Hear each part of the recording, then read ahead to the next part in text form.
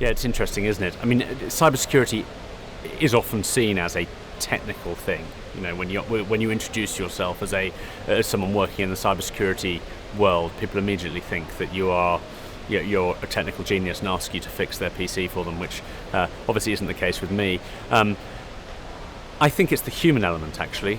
You know, again, when you talk to individuals next to a football pitch or down the pub, whatever it is, they are all now aware of cyber risk, but they're not quite sure what to do about it. And I think it's really incumbent on companies to not only put the technical controls in place, and they are absolutely critical, but also educate and help with those soft skills that help the employees understand the risk, and hopefully, it's not bulletproof obviously, but prepare them, equip them to avoid them, or at least to put their hand up and ask if they see something that looks amiss.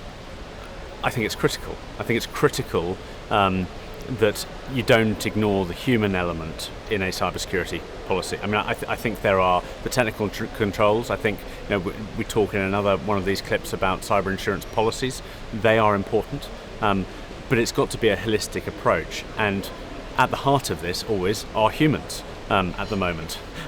So, you know, the human is the thing that will click on the link that takes them somewhere malicious. The human is the person that will receive the phishing email, look at it, and make an assessment of whether that is something that they want to take action on. And so I think that needs to be taken as seriously as putting the technical controls in place to try and prevent those threats getting through in the first place.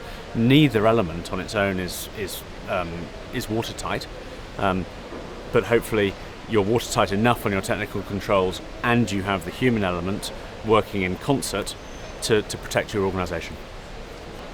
Yeah, I think it's a balance trying to get that culture of cybersecurity and awareness pervasive through your organisation. You could try and send all of your employees on a week-long cybersecurity course where they're taken off site and they talk about nothing else, but then nothing will happen in your business. So it's about a balance. And the way we do it is using short clips, quizzes, a bit of fun. I mean, as fun as that topic can be, but you know, but it's a little bit of tongue-in-cheek in the quizzes and make it as consumable as possible.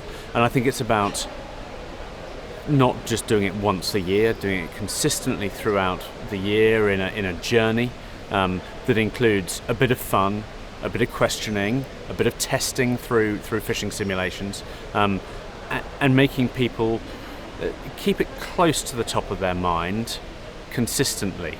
And really what we're trying to do is raise the bar of the lowest person in the organisation, because they will be the weakest link in the chain. Is cybersecurity human-focused or technology-focused? Am I just allowed to say yes? Got to choose one. Got to choose one. I don't think you can choose one. I think it has to be the two together. There are elements of cybersecurity where there's no human involved in that transaction. But what we focus on are all areas where there is a human involved. I don't think you can extract the two.